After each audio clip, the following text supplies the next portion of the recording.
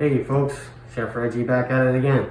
Today we're going to start with the beef stew, and we're going to be using the beef stock that we had made in the previous video.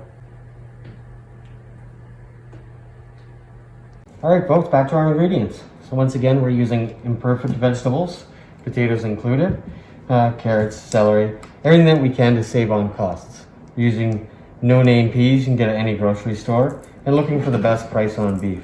You don't need the most expensive beef on the shelf.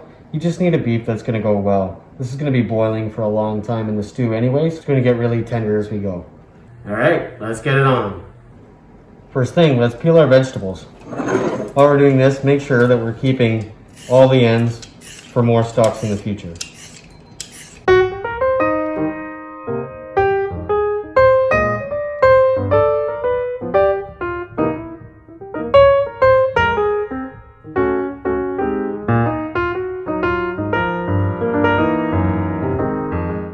Alright, let's get to cutting.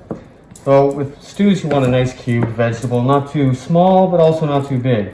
What I like to do is take this, and I'm going to cut this into 3 sides. Make sure you got a good grip so your knife doesn't slip.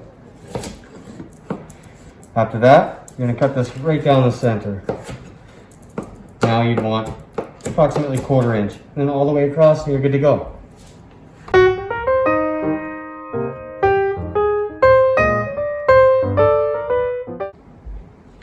Onions are a little bit different because of all the layers inside. You want to go half, but you want to keep them in a nice size too. So we're not going to make them too small, but we're going to cut once right down the center.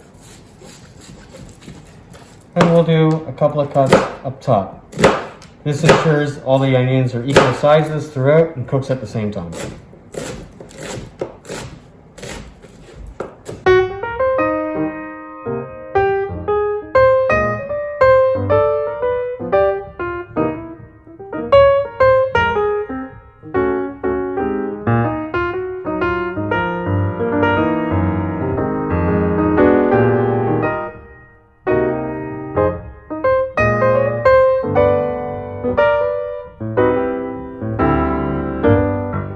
Don't be afraid to toss all your vegetables into one bowl. It's all going to cook together anyway.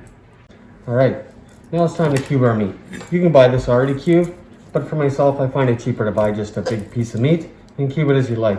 What I did is I took off about 1.5 pounds to the 2 kilo meat chunk that I had. You're going to go for 1/4 ounce cubes and throughout.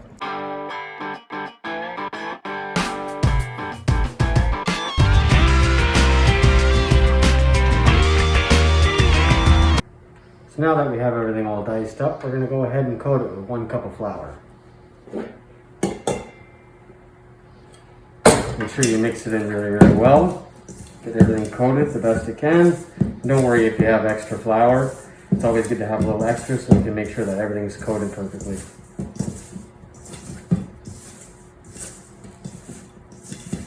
Alright, now it's time to start browning our beef. So I've taken the excess flour out of the beef, and I've put it aside for a roux for later on.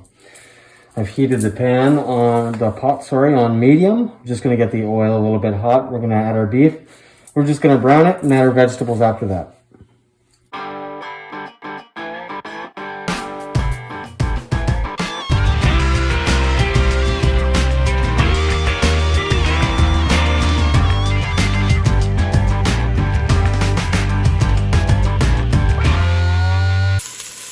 Now, once the beef's all browned and it's looking pretty good, you just want to deglaze it using either beer or red wine, whatever you have on handy.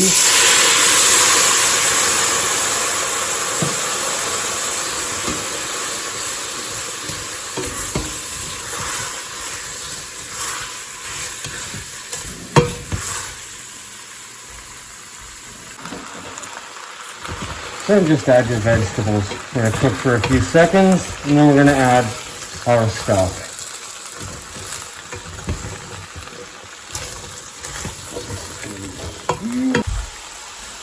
So we're going to go ahead and add 4 cups of our beef stock that we did in another video. And we're going to add 4 cups of water on top of that as well. Cook it down for about an hour or so.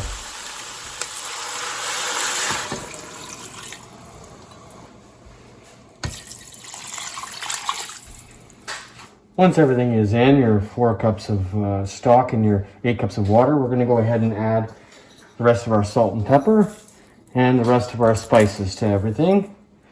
We're going to stir, cover, simmer for about an hour.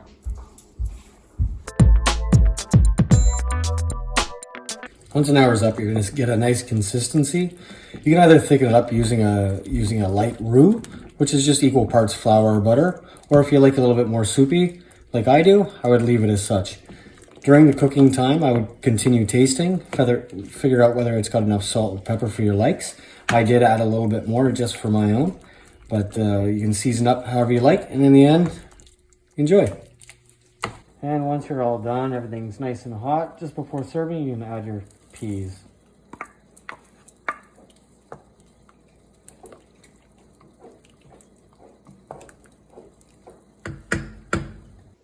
And here we are, a nice stew for a cold winter day. Great for a family or even a single person if you want to make portions. Now remember folks, good food, no waste, get it in you.